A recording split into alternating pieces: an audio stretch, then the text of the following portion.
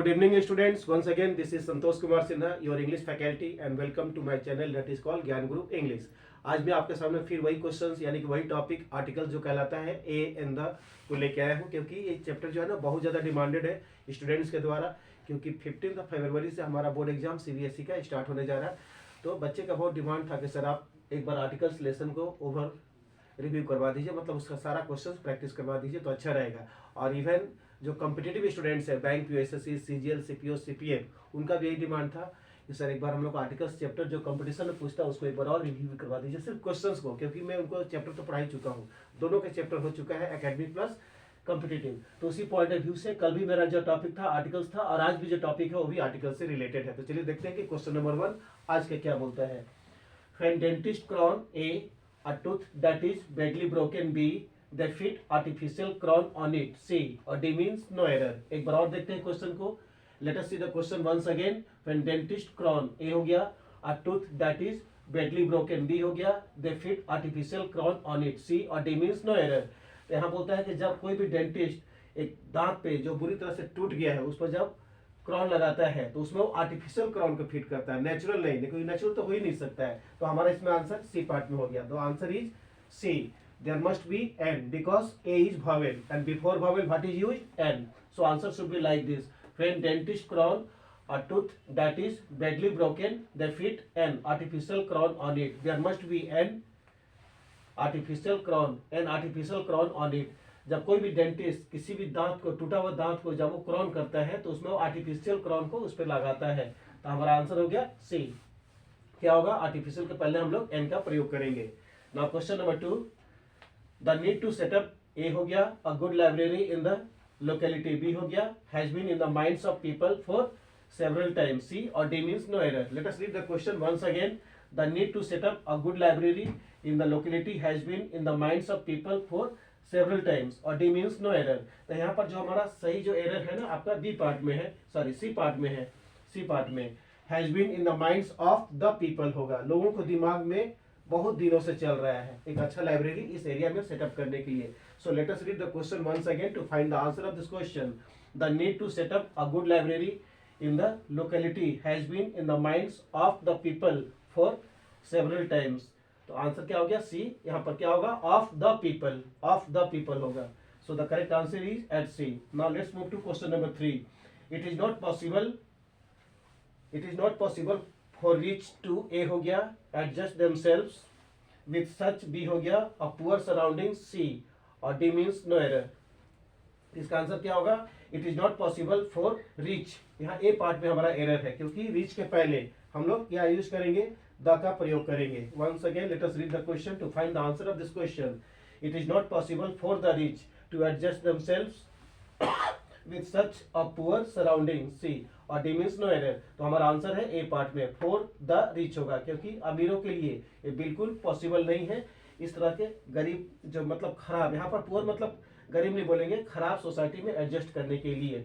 So the answer is A. It is not possible for the rich to adjust themselves with such a poor surrounding, C, और D means no error. तो हमारा answer हो गया ए में। यहाँ पर क्या होगा, फॉर द रिच मतलब अमीरों के लिए। देखते हैं कि हमारा अगला क्वेश्चन क्या बोलता है 3 में 4। चलिए देखते हैं कि आर्टिकल से हमारा अगला क्वेश्चन क्या है, यानी कि क्वेश्चन नंबर 4 क्या बोलता है। देखते हैं। It is a part of mister Kapoor's, A हो गया, duty to meet the students, B हो गया, and try to find out their problem, C, और D means no error. Once again let us read the question. It is a part of mister Kapoor's, A, duty to meet the students, B, and try to find out their problem, C, or D means no error। So the question is absolutely correct, there is no error at all। यहाँ पर किसी भी part में A, B, C और किसी भी part में article point of view से कुछ भी एरर नहीं है। So the answer is at D, there is no error at all। Now let's move to question number 5। Lemon originated in the China first of all। A part में हमारा error है, क्योंकि किसी भी कंट्री के पहले कोई भी आर्टिकल का यूज नहीं होता है, जैसा कि मैं आपको पढ़ा चुका हूँ। Let's see, lemon originated in China first of all, यानी कि लेमन का प्रयोग लेमन का उत्पत्ति सबसे ज्यादा और सबसे पहले चाइना में हुआ था। तो चाइना कंट्री का नाम है, तो वहां पर कोई भी आर्टिकल का प्रयोग नहीं होगा, इसको ध्यान में रखिएगा। किसी भी कंट्री के पहले हम लोग आर्टिकल का यूज नहीं करते हैं। So the answer is at A, there must not be the, it must be without the. Lemon originated in China first of all and did spread south to the Malaysian islands and west to India, यानी कि सबसे पहले वहाँ China से originate हुआ, उसके बाद में साउथ में पहुंच गया और उसके बाद करते करते हमारा वेस्ट टू इंडिया में आ गया, यानी कि लेमन का उत्पत्ति सबसे पहले हमारा चीन में हुआ था। तो कोई भी कंट्री के पहले कोई भी आर्टिकल का प्रयोग हम लोग नहीं करते हैं। Now let's move to question number 6। The children of this school, यानी कि स्कूल के बच्चे, यानी कि कोई खास चीज को बनाने के लिए हम लोग द का प्रयोग करते हैं। तो the children of this school, यहाँ पर द लगा है, कोई खास स्कूल के बच्चे। The children of this school A collected money to donate, B for the welfare of deaf, C और डी मीन्स नो एरर। यानी कि क्या बोल रहा है, इस स्कूल के बच्चे पैसे को कलेक्ट किए हैं, मतलब डोनेट करने के लिए, मतलब जितने भी डेफ लोग हैं, बहरे लोग हैं, उनके वेलफेयर के लिए बच्चे पैसे को कलेक्ट किए हैं। So there is no error at all, the answer is absolutely correct. Once again let us see the question. The children of this school A collected money to donate, B for the welfare of deaf, यानी कि def के भलाई के लिए इस school के बच्चों ने पैसा को कलेक्ट किया है डोनेट करने के लिए। So the answer is absolutely correct, there is no error at all. चलिए देखते हैं कि हमारा अगला क्वेश्चन आर्टिकल से क्या बोलता है। देखते हैं कि हमारा अगला क्वेश्चन आर्टिकल से क्या बोलता है। सो let's see question number 7। A person whom I met, ए हो गया, in the restaurant was a well-known writer and painter, C or D means no error. Once again let us read the question to come to the conclusion. A person whom I met, एक आदमी जिससे मैं, एक व्यक्ति जिससे मैं आपको मिला था रेस्टोरेंट में। I met in the restaurant was a well-known writer and painter, एक आदमी जिससे मैं रेस्टोरेंट में मिला था और बहुत अच्छी तरह से राइटर भी था और पेंटर भी था, सी हो गया, और डी में बोलता है नो एरर। एक बार और देखते हैं क्वेश्चन पढ़ के। A person whom I met, ए हो गया, इन the restaurant was a well known writer and painter, यानी कि एक ही आदमी राइटर था और वही आदमी पेंटर भी था। तो एक आदमी के लिए दो बार आर्टिकल का प्रयोग नहीं होता है, जैसा कि मैं आपको पढ़ा चुका हूँ। तो वेल नोन के पहले ए लग चुका है, तो हमारा सही में जो एरर है ना ए पार्ट में है। तो ए पार्ट में क्या नहीं होगा, ए पर्सन की जगह हम क्या लिखेंगे, द पर्सन, क्योंकि यहाँ कोई पर्टिकुलर बात किया जा रहा है किसी आदमी के बारे में, किसी खास आदमी के बारे में बात किया जा रहा है। तो क्या हो जाएगा, the person whom I met, the person whom I met in the restaurant was a well known writer and painter, C और D means no error. So the answer is at A, there must not be a, there must be the, क्योंकि हम लोग किसी खास व्यक्ति के बारे में बात करते हैं। So let's see question number 8। A few members who came, A हो गया, for the show had to return, B हो गया, disappointed to their native villages, C हो गया, और डी मीन्स नो एरर। एक बार और देखते हैं। अ फ्यू मेंबर्स हु केम, यहाँ ए पार्ट में एरर है, अ फ्यू मेंबर्स की जगह द फ्यू मेंबर्स होगा, the few members. The few members who came for the show had to return disappointed to their native villages, यानी कि कुछ लोग जो शो देखने के लिए आए थे उनको रिटर्न हो जाना था डिसअपॉइंट होकर के, मतलब नाराज होकर के, उनको अपने अपने गाँव में।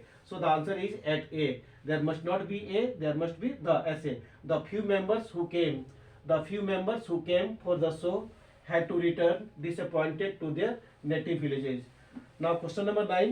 There was an accident near the school, यानी कि स्कूल के नजदीक में एक एक्सीडेंट हुआ था, ए हो गया, but the crew had luckily escaped, जो ड्राइवर था वो एकदम मतलब आसानी से बच गया था। लकली मीन्स बहुत अच्छा लकी था कि वो escaped हो गया था, वहां से भाग गया था। One man broke his leg and was admitted in the hospital, और एक आदमी अपने पैर को तोड़ लिया, मतलब घायल हो गया था और उसको हॉस्पिटल में एडमिट कर दिया गया था। Once again let us see. There was an accident near the school, A, but the crew had luckily escaped, B, one man broke his leg and was admitted in the hospital, C और D means no error. तो यहाँ पर आपका answer बिल्कुल correct है। यहाँ पर answer आपका हो जाएगा there was an accident near the school, correct है, but the crew had luckily escaped, correct है, one man broke his leg and was admitted in the hospital, correct है, यानी कि the answer is at D, there is no error at all, the answer is absolutely correct। चलिए देखते हैं कि अगला question क्या बोलता है। चलिए देखते हैं कि आर्टिकल से हमारा अगला क्वेश्चन क्या बोलता है। Let's see question number 10। देखते हैं। We don't educate children only for degree, यानी कि हम बच्चों को सिर्फ डिग्री के लिए एजुकेट नहीं करते हैं, ए पार्ट हो गया, but to make them fit in the society, लेकिन उनको सोसाइटी में फिट के लिए हम लोग बनाते हैं, मतलब उनको नोबल बनाते हैं, मतलब उनको सोशल बनाते हैं, सिर्फ उनको डिग्री हम लोग नहीं देते हैं। To behave properly towards people, लोगों से कैसे हम प्रोपरली बिहेव करेंगे। सिर्फ डिग्री लेने से या बुक पढ़ने से कोई हाईली क्वालिफाइड नहीं हो जाता है, डिग्री लेने से कोई हाईली क्वालिफाइड नहीं हो जाता है, बस उसके अंदर बिहेवियर, उसके अंदर गुड मोरल कंडक्ट होना चाहिए, जिसमें लोगों से अच्छा वो बात कर सके। अगर आपके पास अच्छा मोरल बिहेवियर है तो आप हाईली क्वालिफाइड ट्रीट किए जाएंगे। अगर आप बहुत सारा बुक्स पढ़े हैं, बहुत सारा सर्टिफिकेट्स है या बहुत तरह का आप डिग्री लिए हैं, तो उससे आपको एजुकेट नहीं माना जाएगा। तो क्या बोलता है, we don't educate children only for